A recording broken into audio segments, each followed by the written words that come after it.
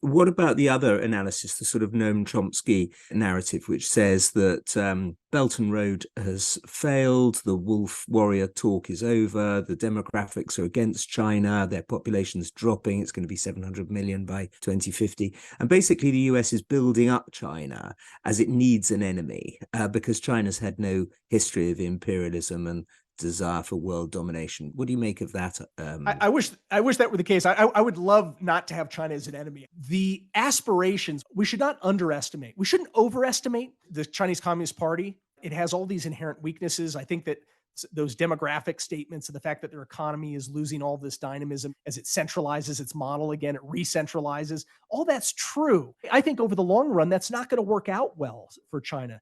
The question is, what happens between now and then? And that is pretty much the life expectancy of Xi Jinping, is the same number of years between now and then.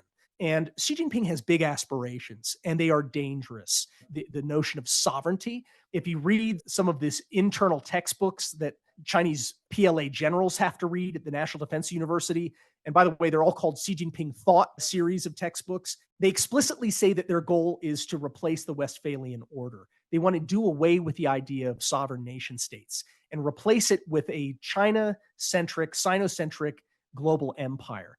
I mean, who's in for that one? You know what I mean? It's like, we're not just talking about democracy versus authoritarianism. We're talking about the basic building blocks of the modern, the nation state is a basic building block for diplomatic discourse and balance of power globally. They want to undermine that. They say so explicitly in their internal documents. So I think we should do Xi Jinping the courtesy, in effect. I think we should show enough respect to say that what he says internally are things that he means. I don't think we should say he doesn't really mean it, or he's never going to be able to do that. I think he very much intends to do those things.